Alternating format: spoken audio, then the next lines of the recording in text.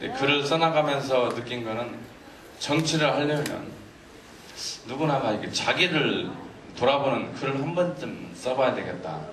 그런 생각을 하게 됐습니다. 청문회를 받는다는 기분일까? 나 자신을 세상에 까발려 놓는다는 그런 생각이 들었습니다. 글을 쓰다가 3월 달부터 서서히 조금씩 쓰기 시작해서 8월 정도에 글을 마쳤습니다. 글을 써나가면서 중간중간에 가슴이 찡한 기억도 있고 또 슬픈 기억도 있어서 글을 중단한 적도 있었습니다. 유독 저만의 경험은 아니겠지만 유난히 이민강 이놈이 참 고생도 많이 했구나, 어렵게 자랐구나, 죽을 고비도 참 많이 넘겼구나, 그런 생각을 하게 됐습니다. 부족함이 많이 있지만 앞으로 더 채워나가야겠다는 여유를 가지고 책을 펴게 됐습니다. 저는 책의 첫 서두에 시작하다시피 전북 부안군 동진면 분동리 485번지에 임준자 환자 선생과 유순자 기자 여사님의 사남 2녀의 6번째 막내둥이로 태어났습니다. 그 당시 저희 동네는 해질무렵이면 이 초가지붕 사이에 굴뚝에서 밥 짓는 연기가 모락모락 피어나고 또 밤에는 호롱불이 아른거리고 논가에는 개구리 개굴개굴 또 미꾸라지 잡아먹고 하는 그런 시골 풍경, 또 유일한 동네 분들이 모임됐던 동네 우물하고 빨래터, 그런 것들이 저희 기억 속에 남아있는 시골 고향 동네입니다. 책 속에 보면은 말랑거리는 계란 이야기가 나옵니다. 초등학교 2학년적 기억으로 생각이 듭니다. 아침에 미술 준비물이 있어서 어머니한테 돈을 달라고 손을 벌렸습니다. 어머님은 그런 얘기를 아침에 한다고. 저희는 실상 현금이 시골에는 없죠. 콩이나 깨 같은 건 많이 있지만 현금을 비춰가고 사시는 분이 거의 없습니다. 그래서 어머님은 그 말을 듣자마자 돈을 꾸러 동네를 다니셨죠. 근데 없죠, 현금이. 저는 한 10마리 정도 있는 닭장 앞에 쪼그리고 앉아 있었습니다. 닭이 한 마리가, 암탉이 웅크리고 앉아 있다가 푸드트하고 옆으로 갔습니다. 그곳을 보니까 살색 하얀 덩어리가 하나 있었죠. 몰래 설금설금 들어가서 얼른 그걸 꺼내왔습니다. 무엇인지 아시죠? 뭐겠습니까? 아니죠. 계란이 아니고 달걀. 달걀이었습니다. 달걀. 책에는 계란. 그 달걀을 꺼내서 호주머니에 넣었을 때 따뜻하고 막 말랑말랑한 그 달걀을 호주머니에 넣고 학교를 가는데 너무너무 뿌듯했죠. 그렇지 않으면 준비물 때문에 회초리로 손바닥을 맞아야 되는데 이 계란 하나 가지고 오늘은 넘길 수가 있겠다. 저는 그 계란이 막 나오면 그 말랑말랑하다는 것을 뭐 과학 시간에 실험을 통해서 그것이 아니고 몸소 제가 경험하면서 처음으로 그때 알았습니다. 계란이 딱딱하게 깨면 깨지는 껍질이 있는 줄 알았더니 막 나오면 말랑거리는 그런 계란이더라고요. 그래서 그 계란으로 일원에 한 장 하는 도화지하고 또 일원에 2개 하는 고구마 과자 사가지고 가방에 넣어서 학교에 간 기억이 납니다. 그뿐만이 아닙니다. 제가 초등학교 때 뭐 시골에는 놀이터도 없고 해서 동네 애들하고 이제 어릴 적 기억이 떠오르는 고향의 풍경입니다. 야산에서 놀고 있는데 해질 무렵에 어떤 아저씨 한 분이 리어커를 몰고 죽으라고 달리는 거예요. 읍내 쪽으로. 그래서 저는 이제 호기심이 많기 때문에 뛰어 내려가서 봤죠. 봤더니 그 리어커를 끄시는 분은 이제 저희 작은아버지였고 그 리어커 안에 누워 계신 분, 가만히가 깔려있고 누구 하나 누워있고 이불을 덮었는데 들여다보니 저희 어머니였습니다. 깜짝 놀래가지고 아니 어떻게 어머니가 이렇게 됐는가 주변에는 동네 아줌마들한테 물어보니까 배가 아파가지고 막 뒹굴다가 죽게 생겼다고 막 소리 지르니까 동네 아저씨들이 얘기했는데 지금 돌아가셨지만 저희 작은아버님이 리어커에 태우고 읍내를 갔습니다. 그 당시 저희 동네는 차도 없고 경기도 없고, 그리고 물론 호롱불 속에서 살던 시절이었기 때문에 어머니는 디어커에 태우고 읍내를 갔습니다. 그날 밤에 저는 누웠는데 잠이 안 오죠. 아버지는 치료비 걱정 때문에 담배만 팍 피워대시고, 저희 형제들은 뭐 누워서 밥을 먹었는지 뭔지 모르고 밤새 있었습니다. 그 다음날 새벽까지 잠이 안 오고 누워있는데 저는 어머니의 모습이 기억이 나는 것이죠. 그 1년에 한두 번밖에 못 먹는 고깃덩어리를 막내한테 좀 먹이려고 침 아프게 싸서 갯방에 데리고 가고,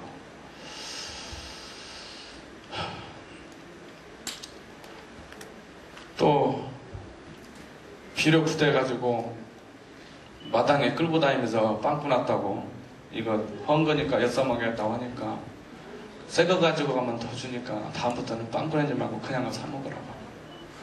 어쩐 때는 엿 먹고 싶어서 엿장사가 가위줄 짝깍짝깍 할 때 어머니 옆에 가서 차마 돈 달라는 못하고 왔다 갔다 하면, 깡아 엿도 고구마로 만드는 것이요, 고구마가 더 좋아, 그러면서 고구마를 지어주던 그런 어머니가 떠오르는 것입니다.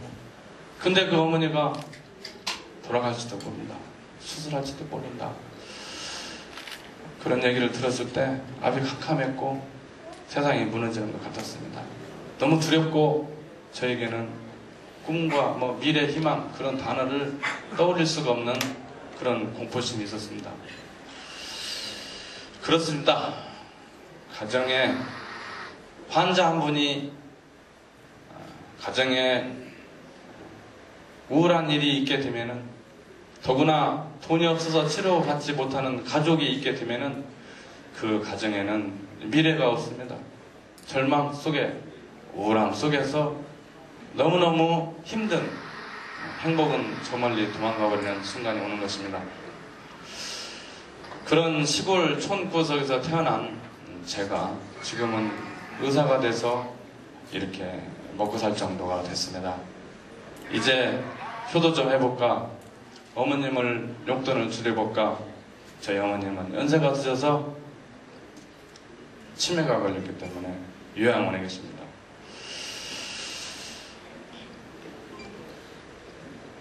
지금 이 자리에 저희 부모님이 축하해주기 위해서 오셔야 되는데, 어릴 적 저를 고기 먹이던 그 심장이면은 분명 오시고도 나올 건데, 저희 아버님은 허리가 굽으셔서 혼자 못 걷기 때문에 못 오고, 또 저희 어머님은 찾아뵈면은 바쁜데 이렇게 왔냐 하고서 조금 있다가 옆집 아줌마 이름을 불러버립니다.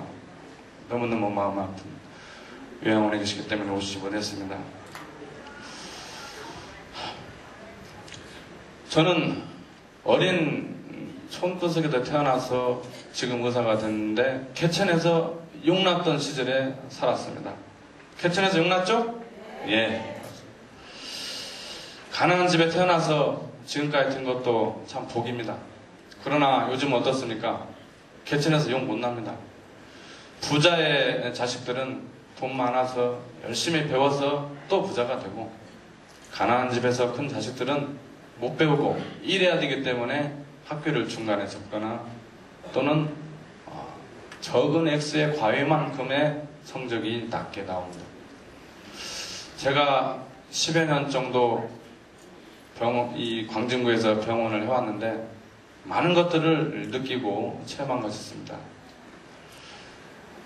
그 중에는 돈이 없어서 치료받으러 왔다가 수술받지 못하고 가는 환자, 책에도 나와 있지만 부인이 임신해서 애를 낳을 돈 걱정하다가 수술받고 퇴원 전날 도망간 환자, 여러 환자들이 있었지만은 그런 환자들을 보면서 저는 아까 영상에도 잠깐 나왔지만 저를 찾아오지 못하는 환자들을 생각하게 된 것입니다.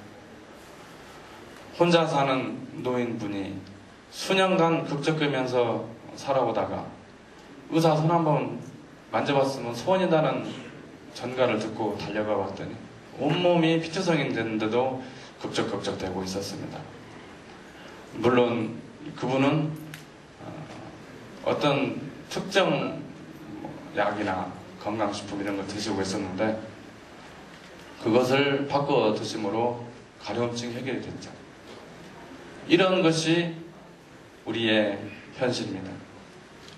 뼈가 부러져서 누워있던 분이 집이 계단이라서 병원을 오지 못하고 혼자 누워서 어두운 방 구석에서 하루하루를 보내고 계시는 것이 오늘날 우리 광진구에 있는 현실입니다.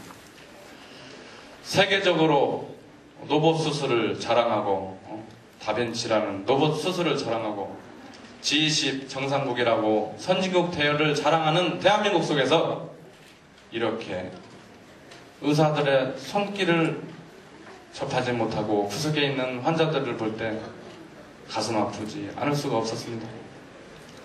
이러한 현실이, 이러한 현장이 저를 사회 속에 뛰어들게 만들었고 저를 정치를 하게 만든 것입니다, 여러분.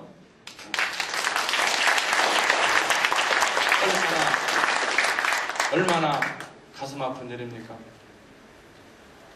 우리 나라가 선진국이면 어떻고 우리 의술이 선진국이면 어떻습니까? 그분들에게는 애국심이 어디서 나오겠습니까? 국가에 대한 사랑을 어디서 받겠습니까? 누가 그분들의 아픔을 책임져 줄 것입니까? 누가 그분들을 보듬어 줄 것입니까?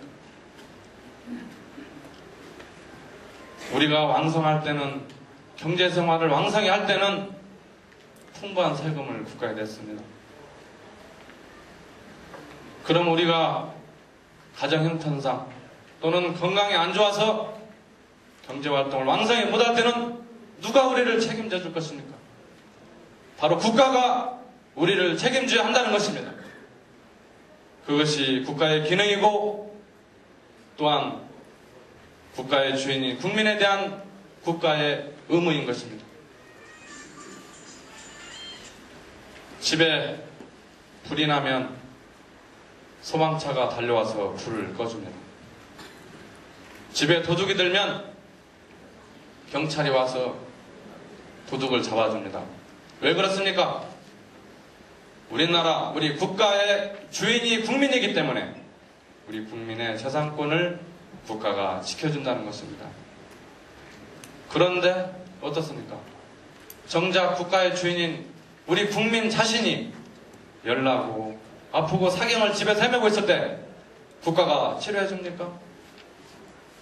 그 누구도 왜 국가가 치료해주냐고 반문할지언정 국가가 치료해준다라는 것을 요구할 생각을 아무도 하지 않습니다. 국가의 주인인 국민의 재산권은 국가가 지켜주는데 국가의 주인인 국민의 이 몸뚱아리는 국가가 지켜주지 않는다는 것입니다. 이 말이 됩니까? 이러한 생각을 현 정치인이나 정부 여당 정책에는 생각조차 하지도 못하고 반영할 고민도 하지 않습니다. 왜 그렇습니까?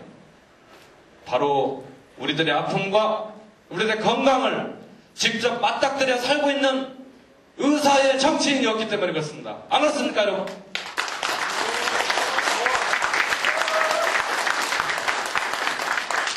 의료 현장에서 지금 의사들 돈 많이 못 벌습니다. 옛날에는 의사하면 돈 많이 벌었는데 지금은 3대 업종 중에 하나가 됐죠. 그렇지만 보람을 가지고 아픈 환자들, 누워오거나 비틀거리는 환자들을 편안하게 서서 걸어갈 수 있게 만드는 게 의사의 직업입니다. 그런 의사들이 우리 모두의 아픔을 현장에서 느끼고 체험한 것을 정책에 반영했을 때 우리는 몸소 우리 자신들이 주인이라는 것을 깨닫게 되면서 복지국가 대열에 참여하게 될 것입니다. 요즘에 정치를 보면은, 정치인들 보면은 실망하기 짝이었습니다. 연일 나오는 9시 뉴스가 우리를 실망하게 만들고, 또한 정치인들의 싸움을 보면은 인상이 찌그러지고 또 바라보기 싫을 정도로 실망이 많습니다. 우리의 꿈과 미래가 없습니다. 가난한 것도 억울한데, 서민도 억울한데, 죽으라고 일해서 받고 사는, 먹고 살기도 힘든데, 위에서 하는 일들도 마음에 들지 않습니다. 누가 우리에게 꿈과 희망을 주하겠습니까? 바로 정치인들이 우리에게 꿈과 희망을 줘야 됩니다. 왜 그렇습니까? 정치인들이 행하는 정책은 우리 사회가 굴러가는 시스템을, 체계를 마련하는 룰을 정치인들이 만들기 때문에 그렇습니다. 그들이 만든 쳇바퀴에 우리는 올라가 그 궤도 속에서 살고 있습니다. 그들이 어떻게 하느냐에 따라서 우리의 삶의 방향이 설정되기 때문입니다. 바로 오늘 출판된 이 똥꼬의사 이미강의 서민복지 투파보기에는 우리 모두의 꿈과 또 희망이, 또 우리가 어떻게 살아야 기본권을 유지하며 살 것인가, 복지가 무엇인지, 또 왜 서민복지가 우리 실생활에 필요한 것인지 자세히 나와 있습니다.